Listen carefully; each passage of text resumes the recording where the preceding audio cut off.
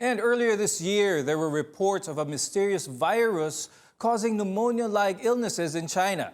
Now, health authorities are saying that based on their preliminary investigation, it's a novel or new coronavirus. To tell us more about this, we now talk to World Health Organization Country Representative Dr. Rabindra Abeyasinghe. Good morning, and thank you for joining us once again. Good to have you again, Dr. Rabi. Pleasure.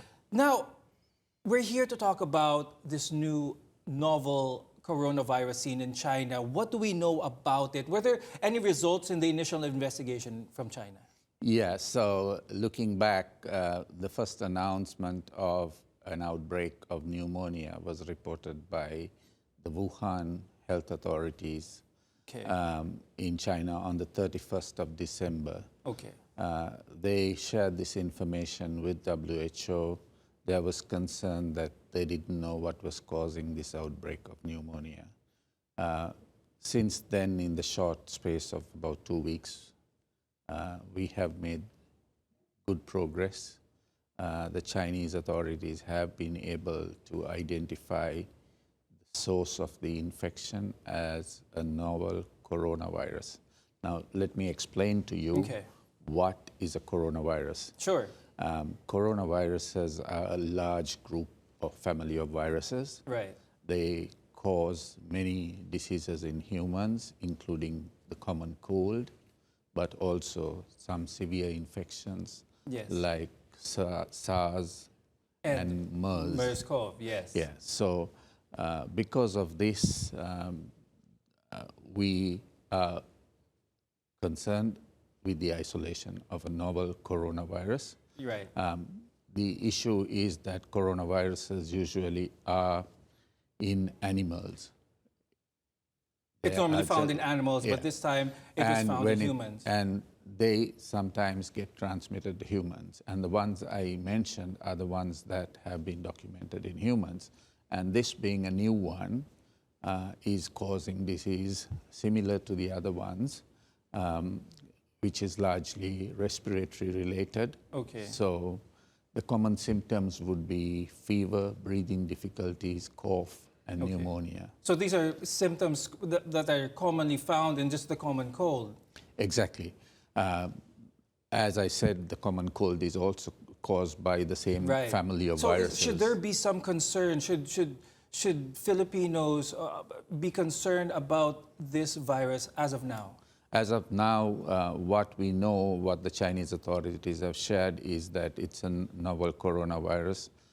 They've actually shared the genetic sequencing of the virus that helps other laboratories identify the virus.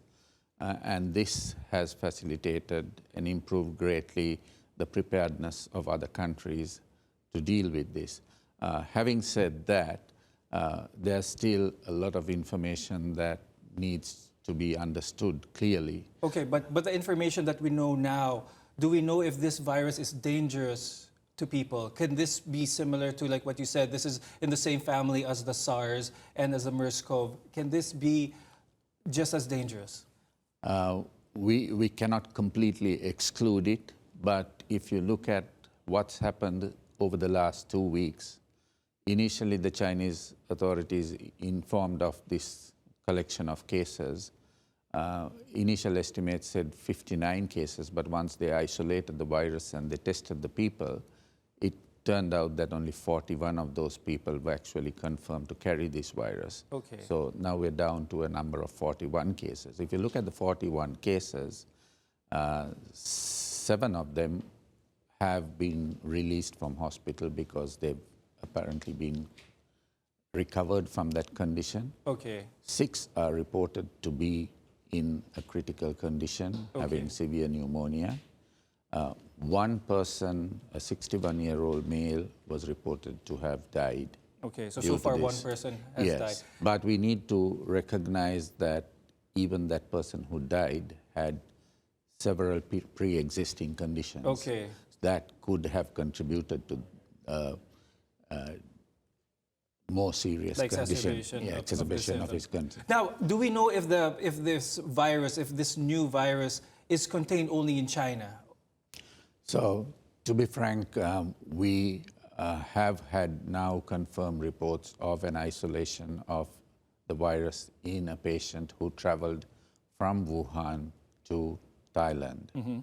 The Thai authorities have isolated the virus, again confirming that the information shared by the Chinese authorities and WHO can be useful in actually confirming the infection. What is important is that based on the observations and the evidence currently being shared with us, it does not appear that there is, because this virus is being transmitted in a sustained manner from human to humans. Okay. It has, the source of the virus is yet to be determined. So without knowing exactly the source of the virus, it's difficult for us to determine the degree of human-to-human transmission or what needs to be done to prevent its transmission. Okay. In that scenario, what WHO is recommending is that people practice usual recommendations that WHO gives for respiratory and corona infections so that we reduce the likelihood of that being transmitted. Okay, so right now we still need more information about this virus, and precautions should be taken. Just like what you said, some standard precautions, wearing a mask, washing hands, and stuff like that to probably stop the spread of the virus. Exactly, because this is now a coronavirus, so it means that you need to wash hands regularly with soap. You need to practice good hygiene if you're having a respiratory infection, so wearing a mask or covering your mouth with a tissue or handkerchief when you're sneezing or coughing. Ensuring that the food you're consuming, especially meats, are well cooked.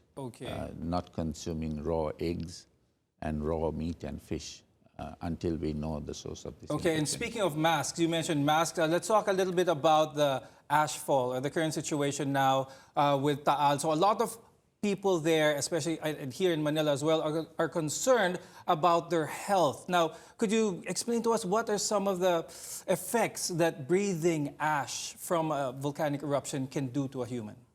So, Freddie, the ash is composed of particles of different sizes. Right. The visible particles will generally deposit on you. Sometimes they may cause a mild irritation on the skin, on the eyes, the nose, and the mouth. What is more dangerous are the microparticles, those particles that could get inhaled and deposited in the lung tissues.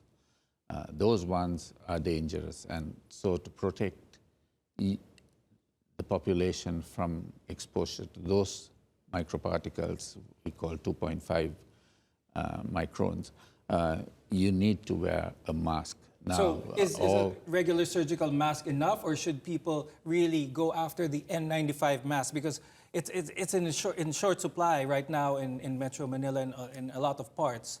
Will people be able to be protected with other masks, other types of masks? Is it enough?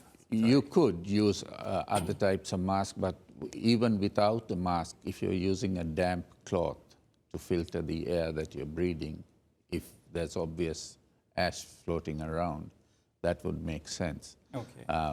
Clearly, the N95 mask is what is industry-made and recommended, but in the absence of adequate stocks, that does not mean that people cannot protect themselves. So it is okay to not just look for an N95 mask, anything to cover or to create a barrier between you and the ash, any damp cloth will suffice for the meantime. Exactly. Okay, and with that, we'd like to thank you, WHO Country Representative Dr. Rabindra Abeyasinghe, for joining us.